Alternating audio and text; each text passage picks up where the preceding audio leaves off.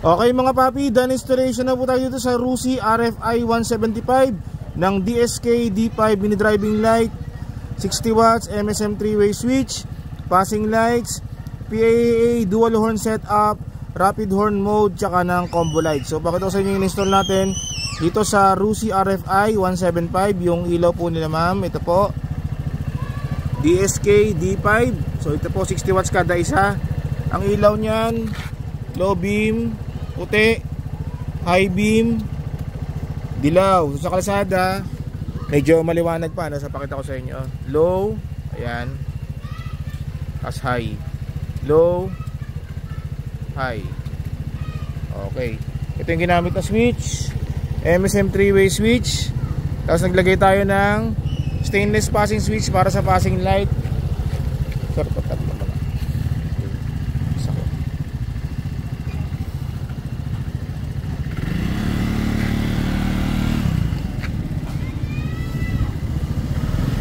Okay, bali pa passing ako. Low beam, passing, high beam, passing. Okay, sa busina PAA po, so dual horn setup na may rapid horn mode tsaka combo lights. Ang ginamit nating horn selector switch, gumamit tayo ng ayan, halo switch. Bali pag naka-off yan, ang businang tutunog yung stock horn. Pag in-on po, PAA horn na merong combo lights. Okay, nagka-combo light siya pag naka-off. Pag naka-low beam, high beam. Okay, rapid horn mode, gagana siya sa stock horn tsaka sa PAA horn. Ang gagamit lang po para mag-activate yung rapid horn, long press sa horn button. So sa stock, ganyan, PAA, rapid.